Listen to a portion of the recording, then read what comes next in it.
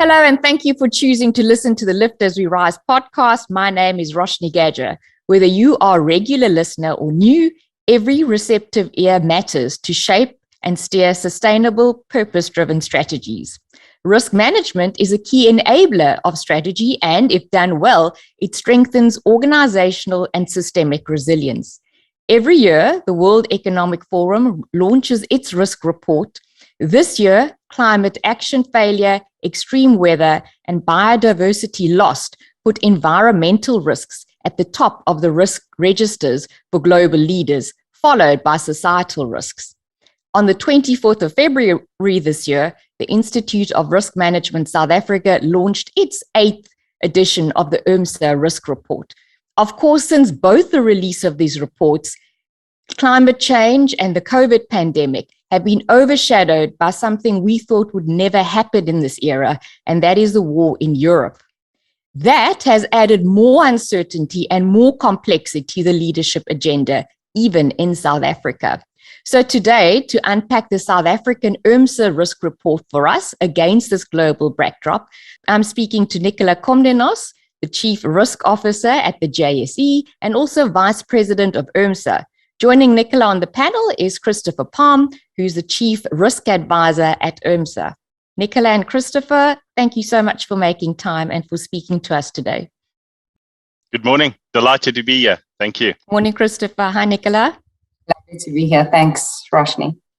So you're both joining us from Joburg, and I'm sitting here in Port Elizabeth, and we're all wearing jackets, which is unusual for Lift as We Rise. But let me tell you, listeners, it is pretty chilly, and I think winter's arrived quite early in South Africa.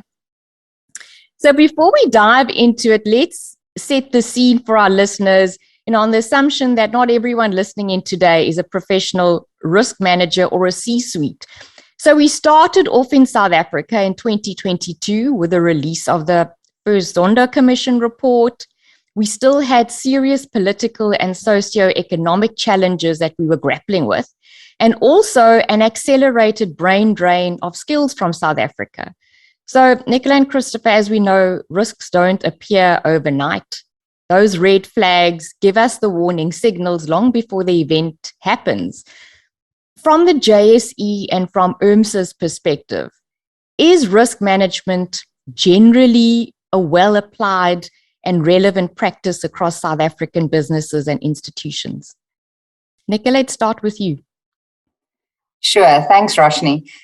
Look, I have to admit, I think it probably is a little bit of a mixed bag. In the couple of years that I've been in the role of the Group Chief Risk Officer of the JSE, I've certainly had a lot more exposure to other individuals that carry the same title, but it doesn't, it's not something that is prevalent in every organization. And I would also like to add that irrespective of whether you actually officially have someone that bears the title of the Chief Risk Officer, for me, it's more about, does your organization have some more strategic thinking in place? Does your organization take time out to think about all of those uncertainties that we are faced with?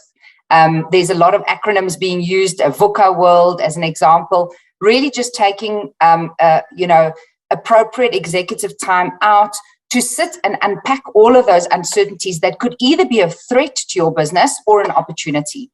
And so I've seen some organizations, I would say in the last sort of 2 to 3 years, using more scenario planning and futures thinking a lot more proactively. And so irrespective of whether you have someone with that title of risk manager, you are effectively doing risk management and proactively planning and looking at your strategic objectives and saying what will potentially happen that could either negatively impact me or could help me catapult my business to a completely different level from an opportunities perspective. So that's been really positive for me to start seeing that. But when I have discussions on any forum just about risk management, I often talk about these tools, and I just encourage executives, irrespective of what your title is, to just spend a bit of time. There's a lot of online tools, resources. IRMSA has a lot of training courses available, as well as most of the business schools in South Africa, that gives you exposure to the concepts of scenario planning and futures thinking. It just helps you to actually put on that risk management hat and think about the world differently in terms of what can happen and what can't. Like you said, Roshni, risks don't always immediately appear. Some of them obviously have a high velocity, like we had COVID really suddenly appearing on the horizon. Although on many risk registers, risk managers had already identified that there could be a global pandemic, some type of health crisis. And so the key issue is not to identify the exact risk, but to identify what those various themes are, and then doing some planning to make sure that your organization can respond in each one of those situations. Thanks, Nicola. Christopher, from your perspective, what are your thoughts? Yes, thank you. So Nicola just gave me a very nice link into IRMSA's role, when it comes to the risk profession and South Africa. And that is that boards think about risk because everybody actually manages risk intuitively. So you do risk management every single day, whether it's in your private life or in your professional life. But that, unfortunately, is not good enough. The tools that we need, given the way that the external environment has changed, in which boards lead us. Now, I talk about boards, but I also talk about the public sector. I actually do not see a difference in the leadership that is required specifically for South Africa when it comes to addressing the risks that we've identified. Back to the point on tools, I do believe the question that you asked, where do we stand? I do believe that one of our biggest blind spots is that South Africans are really resilient. We really get ourselves to the edge of the cliff and we never fall over. We always push back. And for us in the risk profession, for us at IRMSA, it warrants for us to highlight that the point Nicola made with regard to training and tools and understanding the benefits of adequate and effective risk management from the boardroom all the way down to the coalface should not be ignored. Roshni, you made the point, or actually the point was made quite clearly that COVID is on the radar, etc., etc. The issue for me, and what IRMSA has highlighted in the 2022 risk report, is that COVID actually also, because of the new lens that we've put on in the public and in the private space, COVID just highlighted other risks that were always there.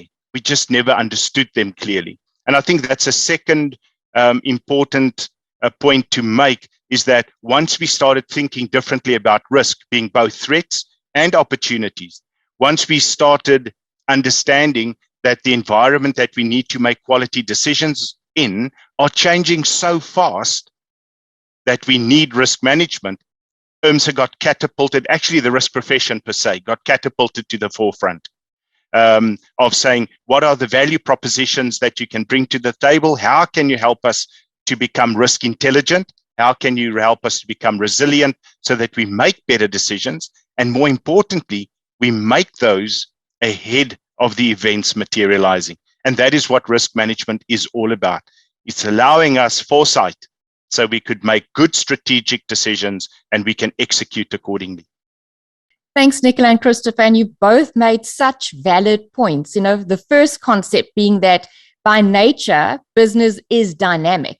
And therefore, risk management is a moving part constantly. And it's all about perspective, isn't it?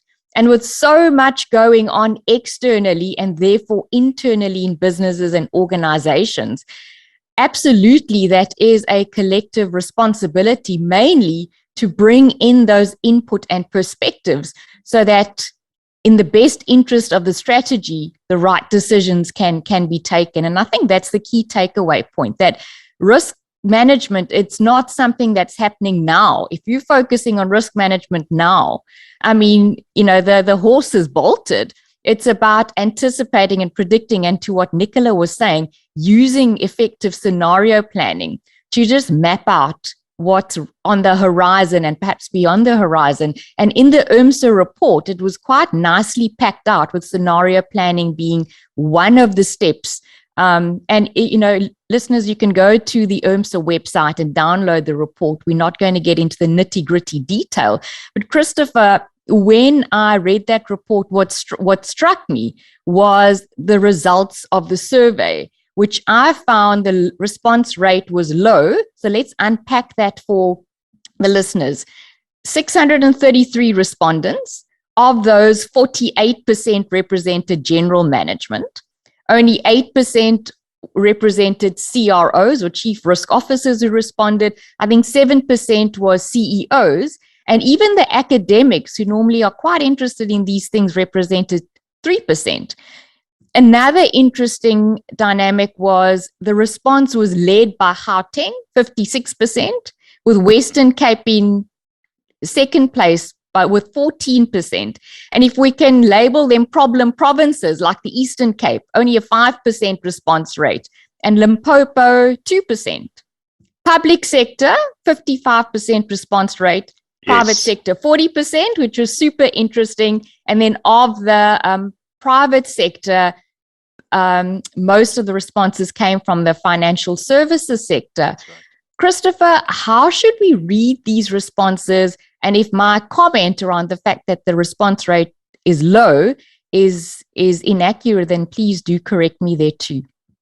Yes, indeed. So historically, maybe just a quick reflection. The report started in 2015. That was our first release. And we started off with, I think, about 157 odd participants. And so we grew to the highest number was about 1,500 odd in 2019, 2020. I think, Roshni, what impacted the numbers per se was, of course, the pressures that COVID put on the way that we, for example, invite the participants, the time that they have to complete the surveys. So I think there was a COVID element in capping the sort of responses, but we've done two methodology changes as well in as far as who did we choose to participate. So we really were looking to involve leadership more so than general comment.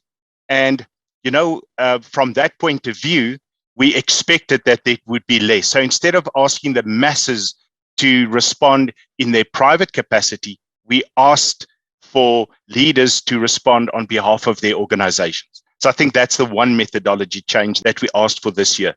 The second was that we worked through our professional bodies instead of targeting the membership directly. So instead of going to the IOD members, for example, or the Institute of Ethics, for example, directly to all the members, we asked the institutes to consolidate the view that represents the institute view and not necessarily just membership view. So those are the two methodology changes that we made. What is heartening about the change within the detailed statistics, though? We forever have really good support from public sector. So public sector really supports. So that was not a big change in as far as it's about a 50-50 if you want to argue a couple of percentages this way or that way. Financial service sector, always big. The insurance sector, always big. But there were some smaller participations that came through, if you look at the bottom, from the mining industry and the like. So that was a good, not shift, that was still a good trend that we saw. As far as the biggest positive that we've seen, and you've highlighted it right in the beginning, is the responses and involvement by general management. And that is where risk makes a difference. So what that told us is that we are succeeding as IRMSA and as the private and public sector in understanding that risk is not just for risk professionals. Risk is a basic tool that needs to be part of all leadership toolkits. Every single person that makes decisions in an organization has to understand risk. And so what we are seeing, and it correlates with our training, and it also correlates with our training statistics. Risk 101, for example, which is a sort of back to basics training, less in the professional space, far more in general management space. So that is a very constructive change. It does tell us that we're on the right track for allowing management, the people that are making decisions, that they are going to be better equipped to make more quality decisions going forward. So that's how we interpreted the statistics for this year. We are anticipating, coming out of COVID now for the 2023 year, that the numbers would pick up again. People will have more time. People would be back in the office and that sort of thing.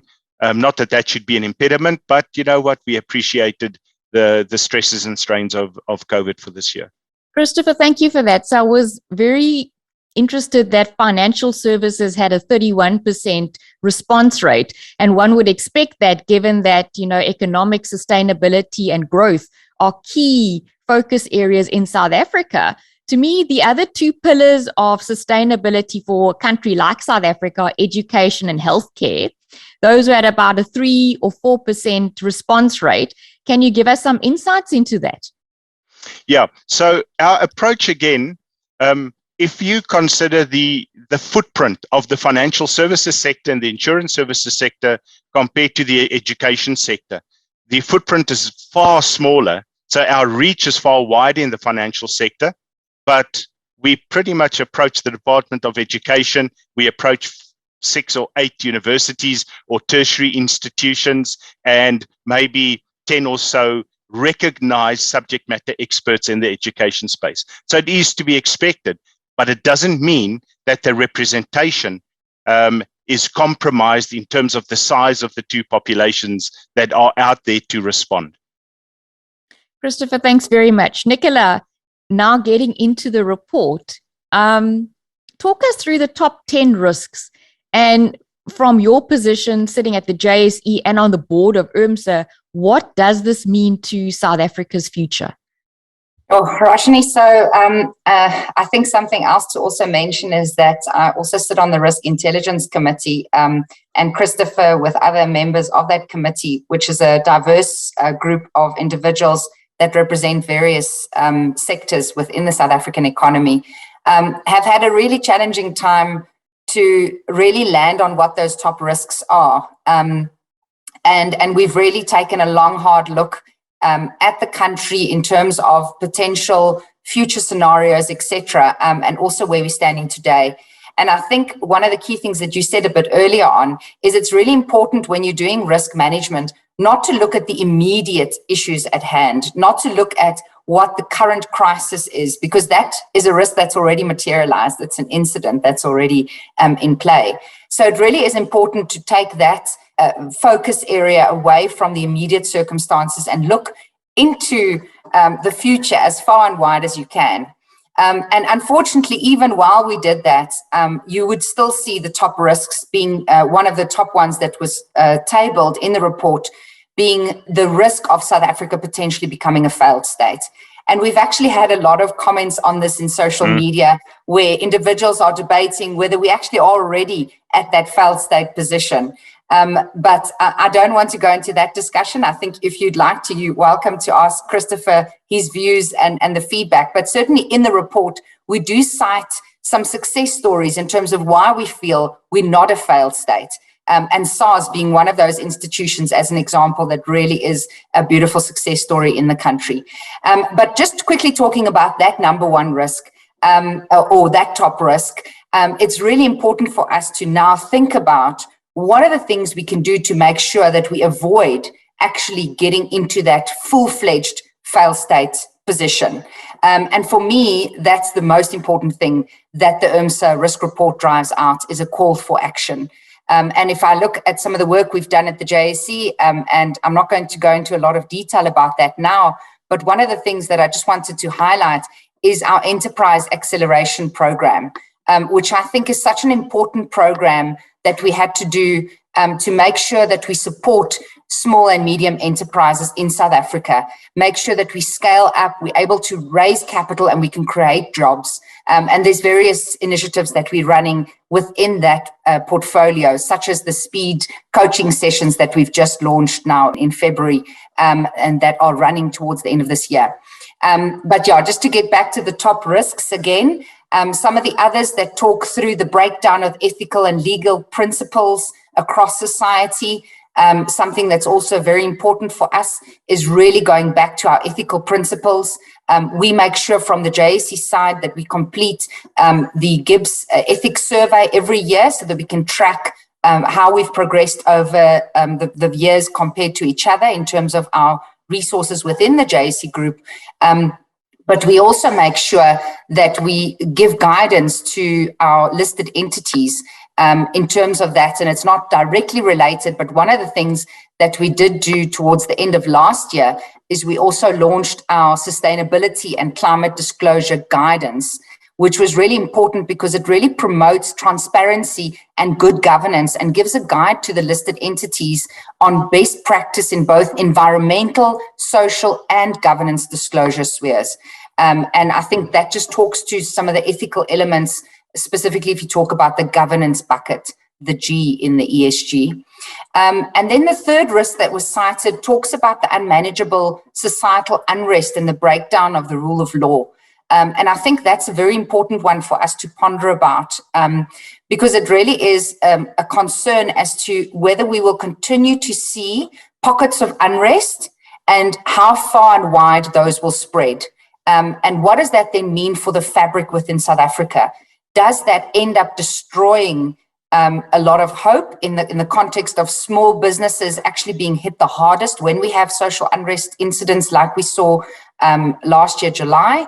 And I think the other thing is just to consider, how do we then go back to the point that I made a bit earlier, support programs for small and medium enterprises to make sure that they really are given as much opportunity and likelihood of success in South Africa, given that we have the societal unrest challenge. Because I think at the bottom of all of that is really the very high unemployment rate, which will only be addressed, in my view, if we end up building more businesses. And then the fourth one I'll quickly just talk about is the complete economic collapse, which is, as you've mentioned, probably why the economic sector is really a very large participation pool. I think also because it has become such an important and widespread sector within the South African economy. And I think just looking at the economic challenges we face, for us, the key thing again is making sure that we build better businesses, that we are able to scale our small and medium enterprises, and that at the same time, we're also able to promote diversity in terms of making sure that we build a more sustainable tomorrow. So one of the things that we've also done in terms of specifically just talking to the economic collapse side is one of the areas that we felt is important to support from an economy perspective is the private placements arena. And so we have launched a private placements platform towards the end of last year. And in the first 3 months of it being launched, we've announced that we've attracted more than 5 billion Rand in investments, which is really exciting for us. And the JPP platform had brokered its first deal for a private hospital in Messina, which is on the border of South Africa and Zimbabwe. So I think for me, just to round off, and I'm sure Christopher wants to maybe also talk about some of the other risks cited in the report, but for me, just to end off here, it really is important to link those risks to actual actions being taken. What is your business doing to make sure that we contribute to economic development, to make sure that that risk of complete economic collapse does not realize? So let me leave it at that for now. Thanks, Nicola. Before I hand over to Christopher to take us through the next 5, I just want to ask you, from South African listed corporates, what kind of trends are you seeing as far as key risks reported goes? Are they stacking up along the similar lines of what you've just unpacked for us? So that's an interesting question, Roshni. I sit on a couple of forums. One of them is the Financial Sector Contingency Forum, which is a forum that forms part of the Reserve Bank. So most of us that sit on that forum are either market infrastructures like ourselves, stock exchanges, depositories. There's also some of the banks and big insurance companies, MasterCard, Visa, those sorts of entities all represented in that forum. And we've actually just recently, at the beginning of this year, all reviewed our top risks. I also sit on the World Federation of Exchanges Risk Working Group. And similarly, with other peer exchanges, we've compared all of our top risks. And I have to admit, it really does range quite widely. There's similar themes, but some of the things that come out quite strongly is more specific to threats potentially that industry has observed. So if I just look at the top risks that we've identified in the Financial Sector Contingency Forum, some of those major things that come out is that we are very concerned about electricity supply and water supply in the country. And so obviously there's a big concern in terms of making sure that those threat vectors don't realize and we have a complete collapse of our power grid, and that we have complete water shortages, because even though water might not be something very prevalent in financial services industry, we do use water a lot to cool down our data centers, and each family that works for financial services sectors obviously needs water for their livelihoods. So water has been a big theme that we've highlighted at the start of this year as a threat that we are more and more concerned about. So those are some of the two major ones. The third one that I would highlight is obviously something that's prominent in financial sector and all over the news at this stage is cybersecurity risks. So certainly is really important for us to protect our digital assets. We spend a huge amount of money to make sure that we protect our private information of all of our clients, that we make sure that none of our confidential information is disclosed. So definitely the technology risks is something that features also quite widely in the financial services sector. I have to admit, though, that we do talk a lot about some of the societal issues, as we've mentioned, linking into the social unrest. We talk a lot about economic factors, which talks about the economic collapse. One of the other major things is we talk about climate change, and what does that then mean for the financial services sector in the form of stranded assets and other types of issues, which really just means that we end up having certain sectors of the economy no longer being feasible and no longer contributing to the economic growth of the South African economy. And that's really for us one of the major concerns around climate change. And as I've mentioned, some of those other threats, also the water shortages linked to climate change. If I think about the World Federation of Exchanges and the discussions we've had there, some of the major risks that have come out now, because it's really prominent and front of mind, and we did this review earlier this year, is obviously social cohesion being eroded. And just generally no longer having all of that collaboration across the globe, which has also then, in many people's view, led to the war that we're seeing now in Europe, and the tension that we've seen and the unrest in Ukraine initiated by Russia. So really major concerns around what next in that space. Will we also see some response in terms of China and what they wanted to respond to on Taiwan's side, and what else will happen in that region? So certainly a lot of concern around social cohesion having eroded, which is one of the risks, top risks in the World Economic Forum Global Risk Report, which we did talk about at the World Federation of Exchanges. Similarly, cyber risk is a major theme. The third one that I'd highlight is third-party risk management. And that really is a major threat now in terms of many of our organizations use many suppliers to either provide some of the hardware or software, or they provide various other services to us, support us to help deliver our products to our clients. And you end up being exposed to them. And many of us are so connected, having suppliers all over the world. And we've seen that through the COVID pandemic. And now we're starting to talk about fourth and fifth party disclosures. You're not just exposed to those entities that you have an immediate contract with, your direct vendors, but you're also exposed to their vendors and their suppliers that potentially can't deliver their needs, that indirectly then ends up impacting you. So there's some of the major themes that we've picked up, but many of them link into some of the things that have been identified in the IRMSA risk report. Thanks, Nicola. To help us segue into the next 5 that Christopher is going to share with us, do you want to just recap your top 5 that you've spoken about? Sure. Thanks, Roshni. I just spoke about the failed state, the breakdown of the ethical and legal principles across society, the unmanageable social unrest, and then the complete economic collapse. And to some extent, also have linked into the lack of skills to enable economic growth and the recovery, even though I didn't specifically mention that one. But I think it really is linked into the small and medium enterprises, and where we need to make sure that we grow in terms of investing in certain pockets of our economy so that we can enable economic growth and recovery. Thanks. So, Christopher, I'll then leave with the last 4. With the last one.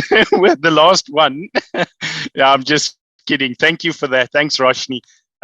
So indeed, you highlighted the interdependencies between, or the interrelationships rather, but also interdependencies between the 10 risks. And I think that is a key takeaway, that one looks at the risk profile for the country and that you understand that these risks in their own right are risks, but they are also exceptionally strong drivers. So when you look at something like speaking about a failed state, a couple of those risks must materialize first before we will actually end up in a failed state. So for example, we use the words, and there's a little bit of wordplay here, and this is where the conversation gets heated, or not heated, but it gets involved when one says, but these things are already happening in the country. Of course they are. Of course they are. We can see them. We experiencing them at a personal and at a professional and at organizational level. But the fact is, we are talking about a complete breakdown of, for example, ethical and legal. It's a complete breakdown. Yes, we have pockets of breakdown, and they may feel very significant, and I suppose they are quite pervasive. But similarly, we use the word unmanageable societal unrest. Now, yes, we did survive KwaZulu-Natal.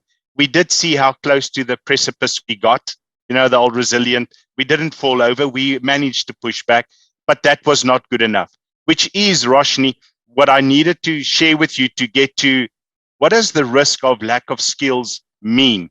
You have to look past just the education system. There are multiple layers of risk. This is a very complex risk. It does talk about our young population coming through the primary, secondary, and tertiary education.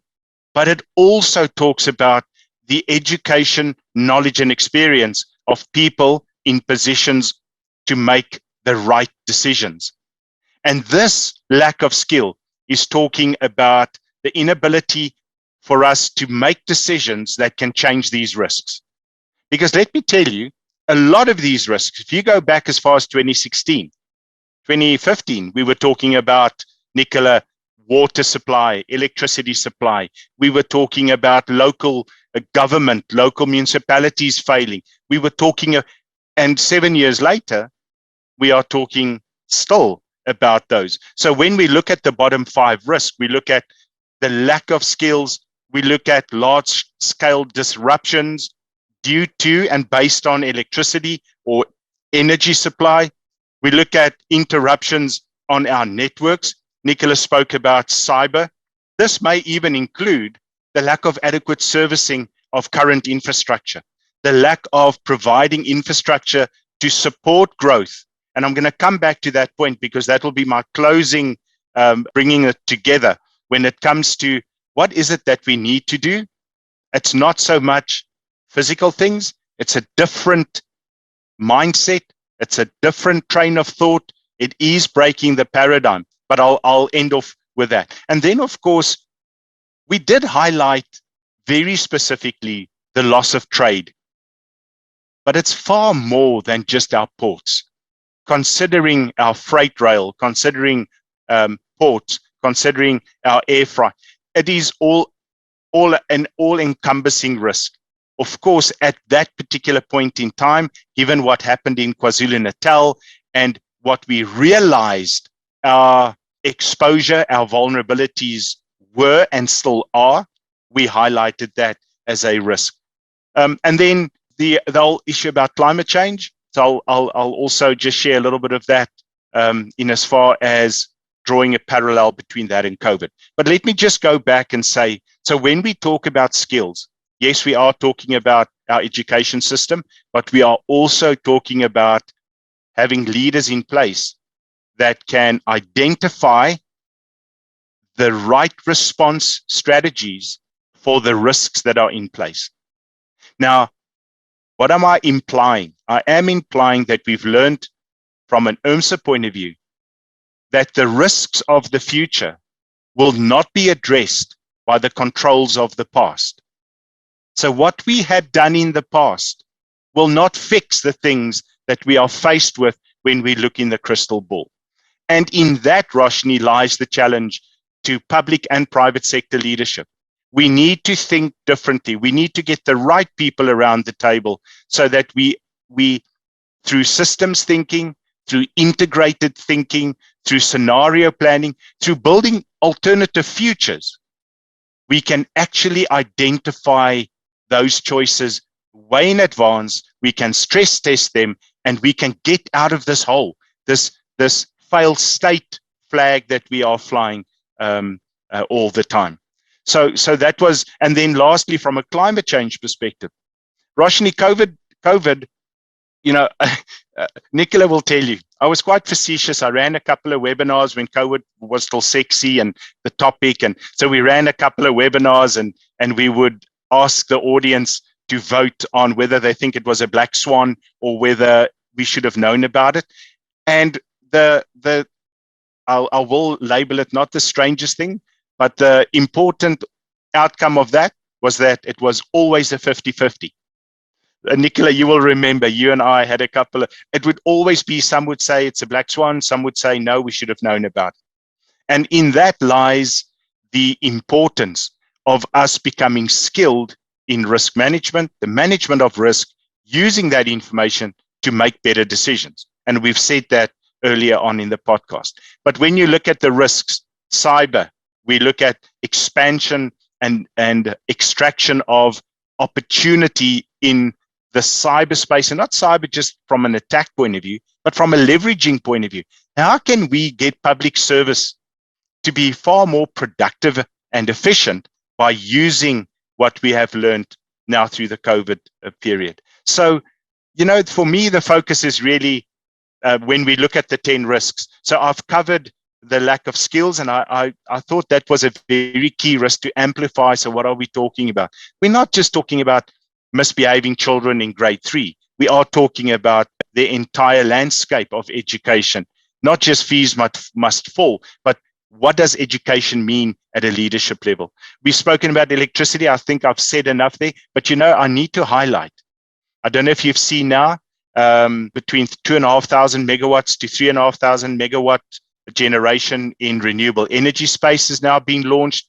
So those are the sorts of risk response strategies that we should be looking forward to. That's what I wanted to highlight there. And of course, performance management. I don't know if you've seen in the recent press people challenging leadership decisions, leaders being challenged in as far as their performances go. You've seen a lot of moving around. You've seen a lot of disciplinary hearings. The Zondo Commission, for example, the reports 1 and 2. All of a sudden, companies are phoning me to say, should we add this as a risk? Because will we be implicated? Will we be? Nicola highlighted it so eloquently. Are we downstream to the impacts of this report? Because if you do not know who your third parties are and what their exposures are in the context of these risks that we are talking about, you could very well find yourself behind the 8 ball very quickly. And so I see that not just our report, our report did highlight a lot of conversation, not just in the media, on television, well, television's media, of course, but not just in the written press, but also on air, where people were talking about this. I constantly read the Daily Maverick when they speak about, are we a failed state? Aren't we a failed state? And I can see some of our information coming through there. Last comment on climate change. I want to talk about the similarities of how COVID-19 surprised us, knowing that pandemics, global pandemics, have been, and I stand to be corrected. I've gone back as far as 2008, World Economic Forum on their global radar. They had pandemics. That just became a white elephant in the boardrooms, both public and private. People said, no, it won't happen here. We've survived AIDS and we've survived all of those other good things. It won't happen here. And that is the parting comment that I want to leave you with as far as climate change goes. We must please learn the lesson that these conversations should not be taboo, because the next time we talk about climate change, it's March 2019 or 2020, March 2020, excuse me. COVID, March 20. Now we all have to run around and prevent the Armageddon. And I think that's the parting value proposition in highlighting that as our risk. And we've articulated, I think, it quite well in as far as saying it's not a risk in itself. The risk is our inadequate response to that. So we see it, we talk about it, but we do nothing about it. We don't make that future or futuristic based decisions on how to address that risk. We think past and we think it'll be good enough going forward. And so that's how the profile comes together. And I think that's a very important let go at the back end, is saying it's not so much climate change by definition. It is what we are doing about it, or the lack of that, is the risk that we're trying to highlight. Roshni? Christopher, thank you very much, and congratulations to IRMSA for looking at a very complex landscape and coming up with the top 10. And, there's so much we can unpack in what you two have shared. And one thing I want to pick up on is this principle of probability. So think about the COVID pandemic. Think about things that happen, but we land up responding in the moment rather than planning ahead for the right risk mitigation plan. And so, Nicola, we spoke about this at the JSE conference in November 2019 around the short-termism culture that is pervasive now, looking at quarterly results or 6-monthly results. And if we're looking at futures, which in a business context, it's normally up to 20 years for multinationals, and deep futures, which for governments is up to 50 years. A lot of these things are known and put on the table, but because of that principle of probability, we've got to start being very careful around an overly optimistic or exuberant type of leadership, because their performance and their terms are short. So their performance, is based on 3-year or 5-year goals. And some of these mitigation plans take quite a while to play out. And I want to go into that a bit later when I looked at the IRMSA risk report and recommended plans. So despite the odds, the rand has stayed quite buoyant. And last week, we got some good news, at least, that Moody's changed its outlook to stable. But the fundamentals are deeply concerning. I mean, our debt to GDP ratio, for those international listeners tuning in today, is that we're at 69%. That's set to rise to between 78%, according to National Treasury, by 2026. And some are forecasting up to 83%. Our debt is expected to rise to 1 trillion rand within the next 3 years. Looking at the unemployment, which is a deep issue, we have the highest unemployment rate in the world at 35%. Behind us is Brazil at 13%, and Spain, interestingly, at 12.6%. 66% of youth in South Africa are unemployed, and 32% of females are unemployed. Corruption Perception Index, in 2008, we were sitting at 54 out of 180 countries. Today, or in 2021, we're sitting at 70th. I mean, these indicators, or let's call them key risk indicators, are not looking healthy. The report packs out some scenarios from the low road to the high road. Christopher, do you want to take us through these? Yes. So we talk about a perpetual hangover, actually. So the low road, high road, that's more the Clem Santa looking. And of course, Clem also looks at a global scenarios. We work with Clem very closely when we discuss the scenarios that we come up. But from an IRMSA perspective, we've only got the 3. We talk about the perpetual hangover, so fake it until you make it sort of position. That's the second one. And then, of course, creating our own future. Being in a position where we create the future for South Africa and we take ownership for those. Currently, when we look at the top risks that we've identified, Roshni, we believe we are in the perpetual hangover moving into fake it until we make it phase. So we on the gravel road, we are on the pothole. But if you want to talk about the low road, we are on the low road. But we have, of course, there's absolutely no point in having 3 scenarios out there and identifying where we are at and not sharing what we should be doing to get onto a different road, if you like. So from that point of view, and I'm sure we'll discuss that a little bit later, but that's how IRMSA has unpacked the 3 focus roads, if you like, for our country. And yes, we would love to claim that we that we're on the yellow path, that we're on the fake it until we make it path. And of course, if we claim that we're a failed state, of course, we have to go down to the low road. And that's why we still believe that we have not yet hit the bottom of the barrel, and we can vacillate between the yellow and the green over the next 10 years, discounted by the fact that we're already in 2022. So you'll see that we are talking about, these are the actions that we are suggesting, and they're not particularly, spade digging a foundation action. They are more a change of thinking action, a change of systems action, a change of heart action. So for example, just to give you an idea, we firmly believe that just by implementing consequence management, just by holding people responsible for what they are being paid for, would make a tremendous change across the entire top risk profile of what we've highlighted. I don't know if you've ever seen how well government actually puts together a performance plan, targets that gets measured, and so on. And of course, because we come from private sector, we know it happens in that sector. What gets measured gets done. We must now just start doing that, actually. So, when you talk about how do we move from fake it until we make it, until where we want to create our own future, well, that's one of the most important things that we need to get right. And there are many more, but I'm sure we'll get to that a little bit later. The question was about the roads. That's where we are. We're saying we in the fake it until we make it, vacillating to the low road, and of course, wanting to get to where we create our own future.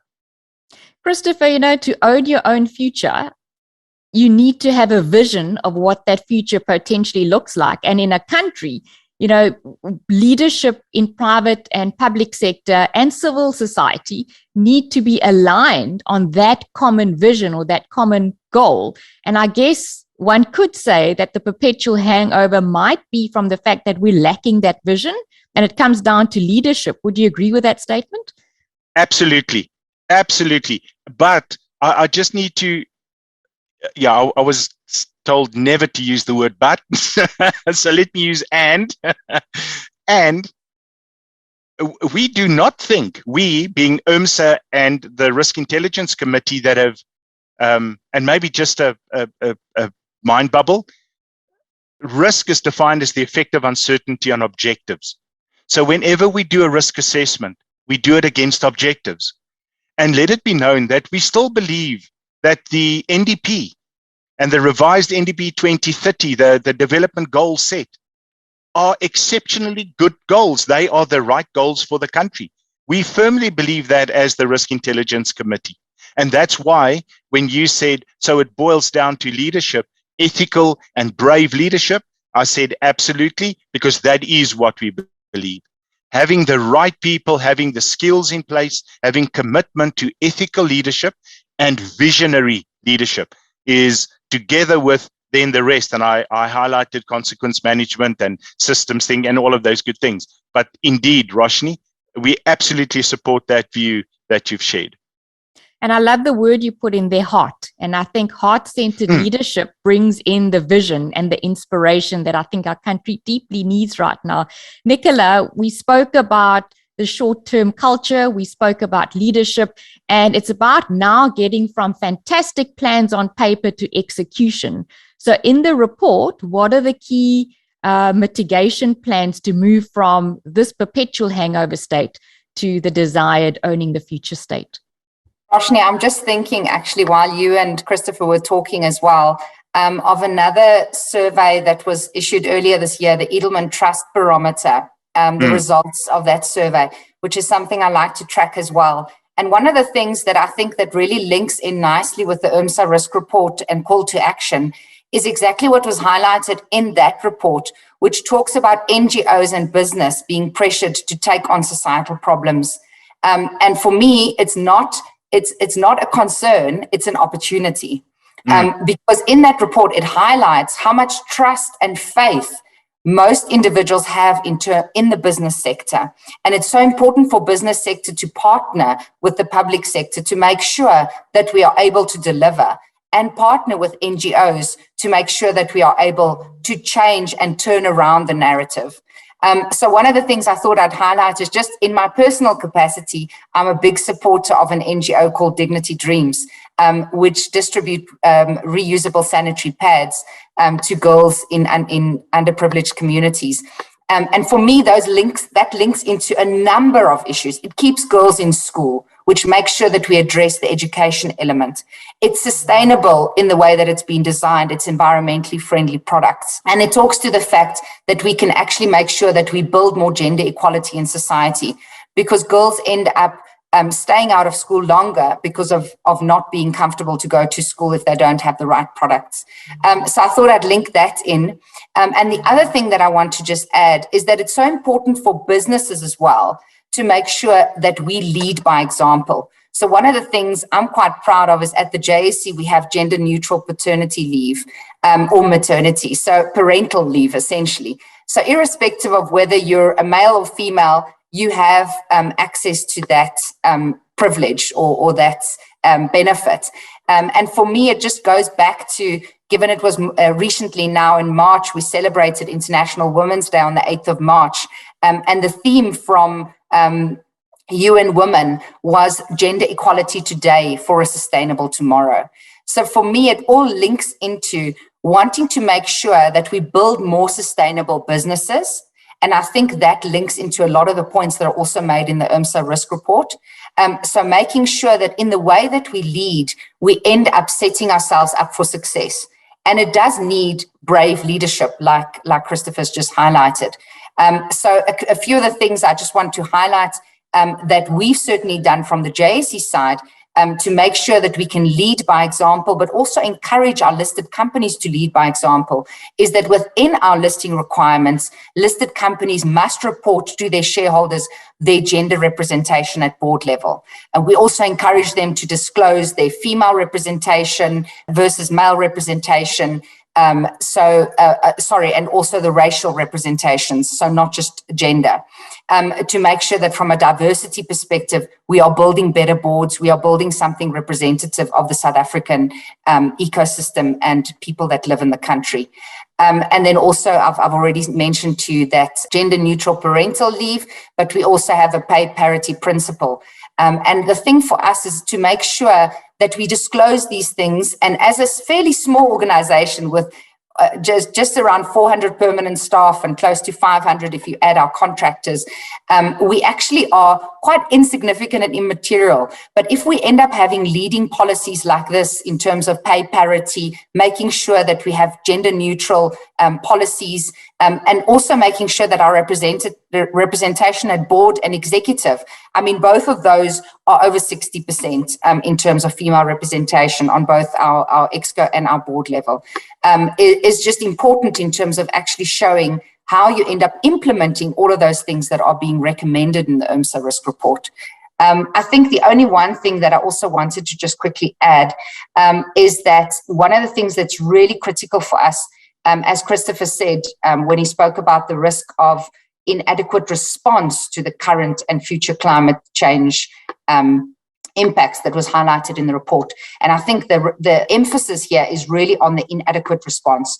And so for me, that's where we saw the opportunity, as I mentioned a little bit earlier, just to launch that sustainability disclosure guidance as well as the climate disclosure guidance, which really just makes it practical for businesses. It's not mandatory. Companies don't have to adhere to it, but it gives them a tool that can help them better disclose.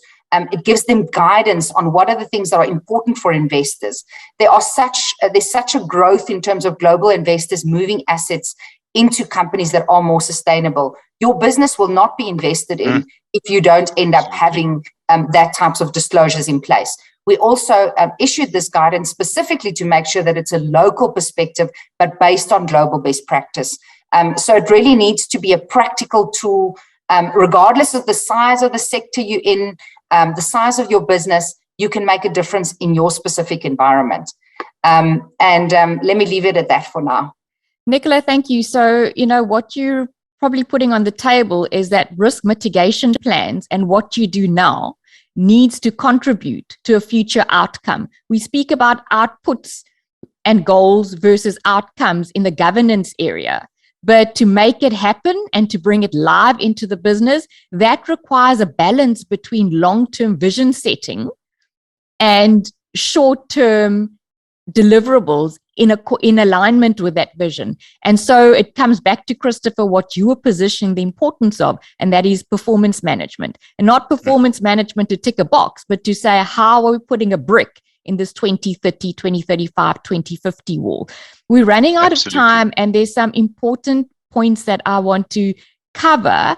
The executive summary in the report had a super interesting statement. It says the risks in South Africa are so interrelated and interdependent that the materialization of some of them may result in SA becoming a failed state. This can only be avoided if we very quickly develop and activate the skills we need to avoid disruption due to the various things we're dealing with. Now, the IRMSA CEO, Tabile Nyaba, believes that change comes through collaboration and cooperation. Absolutely. And Nicola, I think you've highlighted that nicely. Now, we're running out of time, so I'll position this as a general question to both of you.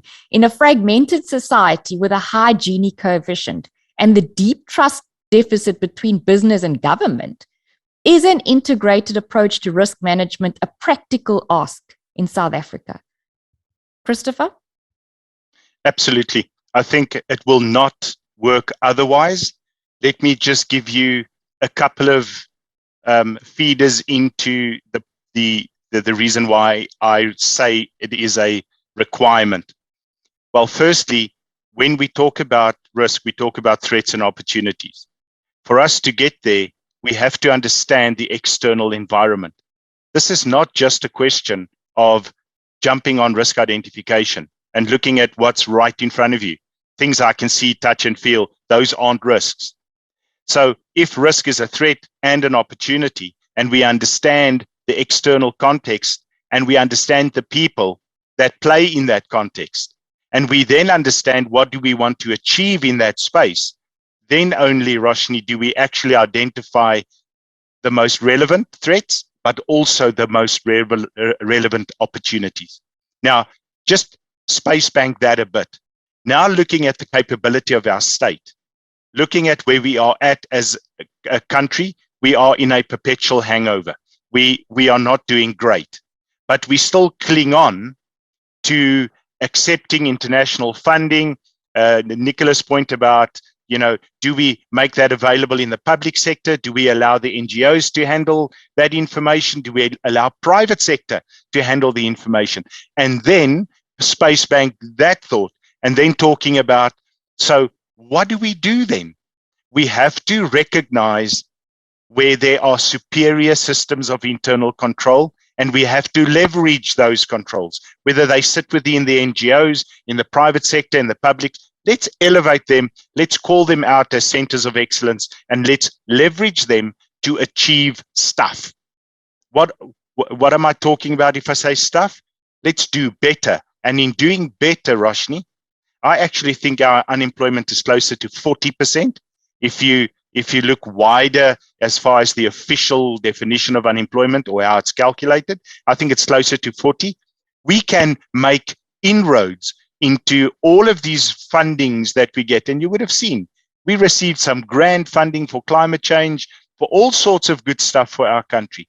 Leverage on an integrated way the application of those funds, because let me tell you, if we do it effectively, we are going to create jobs. We are going to bring people into the market. But we can only do that if government, society, and the private sector. Now, when I talk about society, I talk about SMMEs, I talk about NGO, I talk about all of those bodies that sit between the two sort of outliers. When we bring all of this together and we recognize centers of performance, where are people good at?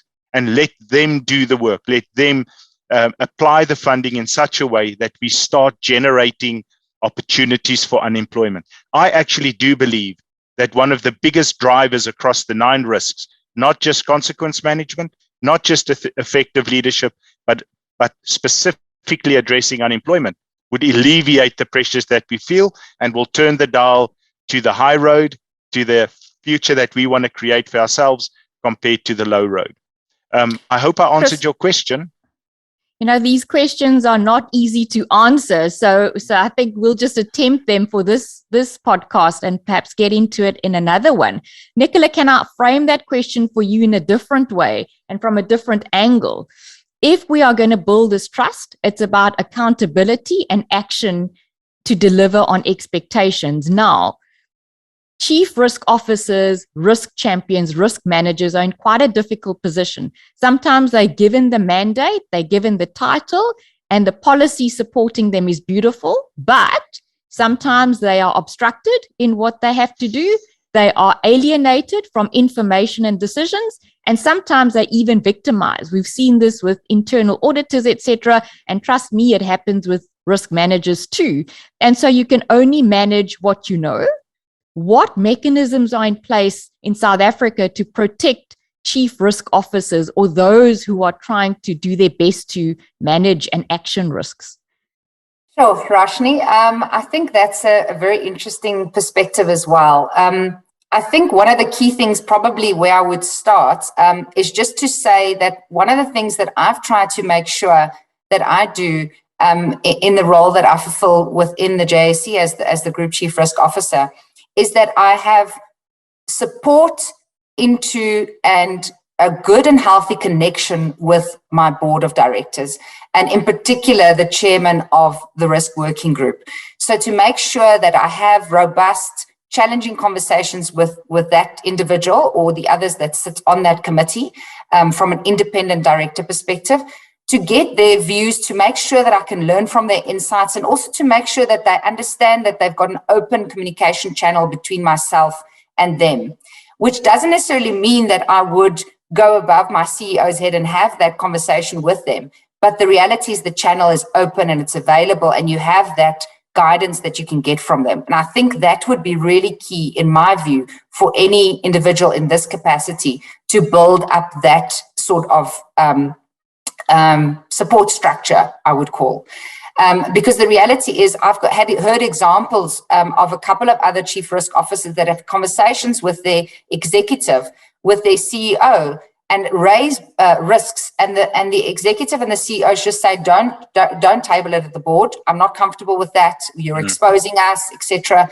And that's exactly the point, is you need to be in a position where the board members will phone you up. I have calls from the board members on my cell phone or on we do a discussion like we're doing now online, and they'd say to me, Nicola, frankly, now tell me, what are the major issues?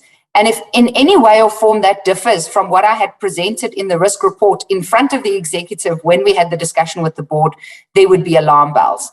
And so I think that Absolutely. Is a key important structure from a governance perspective, is that you have the board members that can support you in that regard. It does get very tricky, as you've said. Obviously, for me, the other thing then is that you do have very well-structured whistleblowing protection type mechanisms, which is something that in South Africa we really can improve on a lot more. We've seen examples like Cynthia Stimple is a beautiful example at SAA, and it's really important for us to make sure that we use those examples and actually highlight those unsung heroes and the impact that they've made, and hear their feedback in terms of how we better build structures to protect those types of individuals, and also have a similar setup within your organization for anyone at any level to actually report to you any issues that they feel they might have been blocked not to raise to you. Because I just want to end off with this thought, because for me, it's not just about the risk manager actually highlighting the issues. It's about everyone within the organization, within their specific roles, that deal with issues that could actually become a threat that materializes and holds them back from achieving their objective. They see someone engaging with a supplier and someone actually knows that person, it's one of their friends. That's already the warning signs. And you want everyone, I'm just using one example, but everyone in their various roles to understand what are these things that can threaten our organization from actually becoming unethical in any way or form, as an example, which could derail us. And each one of those individuals should have the comfort to come to myself as the chief risk officer or any senior manager within the organization and raise these issues and have a robust discussion. And the reality is it isn't in place in all organizations. So what we've also put in place as an example in the JSE is to make sure that you've got a whistleblowing support mechanism for any individual within all levels of seniority. And if they're uncomfortable with a certain risk or something that's happened in their environment, they can disclose that, and they can have through an independent channel. They can also be protected. And for me, that's important of how you actually get down to the real nitty-gritty issues that is in all levels of seniority within the organization, and each individual feels well protected if they do raise those issues. Yeah. Nicola, thank you. I think the need for whistleblower protection came through strongly in one of the Zondo Commission recommendations, and it's not in the area of risk management only. It's for those people who want to do the right thing and want to do a good job, and they need to be properly enabled back down to leadership. And I think boards have a huge role to play in making sure that there is an enabling structure and environment for this, and also protection. So the CRO has someone to go to if things they're saying is not being heard. So closing question, guys, and I'm mindful that we are running a little bit late. There is a clarion call in the report to risk managers to reinforce their strategic advisory role within their organizations. This may be a difficult question, but give it a bash. What one key action can boards in South Africa take to steer risk management into a sustainable strategic advantage? Nicola? So I think one of the main things that a board can do is make sure that they sufficiently empower the chief risk officer, and they also make sure that they've got the right governance structures in place, so that they have either a platform like a risk board committee or in the audit committee, irrespective of where these issues are being discussed, but that the platform exists. I'm not sure it actually gets the right airtime at all organizations. I think there is an opportunity to just make sure, and you don't have to have a formal chief risk officer. Your CEO can just discuss, or even your CFO, all those major threats that you're faced with in your organization. But I think that will really enable a more risk-aware culture, is that your board actually says, guys, let's have discussions about scenario planning, about the future of your business. And have you compared that to reports like the IRMSA risk report, the World Economic Forum report? And the board really needs to make sure that they have a wide lens and a wide view, taking into consideration all of these major threats, and asking the organization, how are you responding to all of these? And how do they relate to your business? And is it relevant, and is it material in your environment? Thanks, Nicola. Christopher? I'm going to ask for to highlight two. My first one is to split the board audit and risk committee. If it's a combined function, to split that, to give risk a full agenda with full time allocation, so that, and Nicola has highlighted many of the issues just now, of what needs to be dealt with at a board, instead of just knowing or hearing that your report has been read, because there's not enough time on the agenda. So that's the first thing. The second thing, I would rethink the positioning of risk. I am not against GRC, governance, risk and compliance.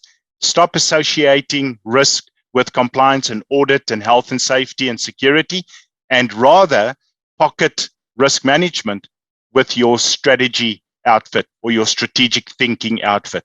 Have them in the same virtual space, let them collaborate, let them speak together to the board, and I think that would make a huge difference in the conversation that is had, and also the quality of the conversation, because it is all about the future. And currently, when you associate risk with governance and with compliance and with audit and the like, it becomes a firefighting discussion. It becomes a today, tomorrow, how do we fix this? It's really about dealing with hazards instead of having that deep foresight into the future. Those would be my two recommendations. Thanks, Christopher. You've read my mind around becoming more discerning between the distinction between risk and compliance, because at the moment, that kind of 10, 15, 20-minute slot, if you're lucky, you get at the Audit and Risk Committee meeting to present Absolutely. your report. It becomes almost like a tick box exercise, but the power lies in context and deliberation and really getting all those perspectives in. Nicola, Christopher, lots to chat about, lots more still to unpack, I think. But we covered, I think, as much as we can for today. And thank you. Thank you so much for your time and for sharing your insights. Listeners, if you go to the report on the IRMSA website, there's a beautiful quote that I want to read to you by Sunday Adelaja, who's a pastor, author, and journalist based in Kiev in the Ukraine. It says, the perfect scenario is when you are living your dream, when you have found your gift, and when you are working to bring it to perfection. The worst scenario is when you do not know your purpose of your day-to-day existence. And, just looking at what's played out in the Ukraine, I can't help but think that President Zelensky and the Ukrainians have shown us just what courageous leadership and active citizenship means in these times. So it's going to take that something extra. And as Christopher said, it's going to take heart to fight for the right thing and to do it. So our purpose-driven strategy work at Strategic Consulting certainly offers risk management and risk governance consulting to both private and public sector clients. Get in touch for an explanatory call. And remember that no business is too mature or too small to start talking about risk management. Thank you, listeners, for listening in, and we'll connect again in May, which is around the corner. Till then, remember to lift as you rise so that together we can thrive. Take care and bye-bye.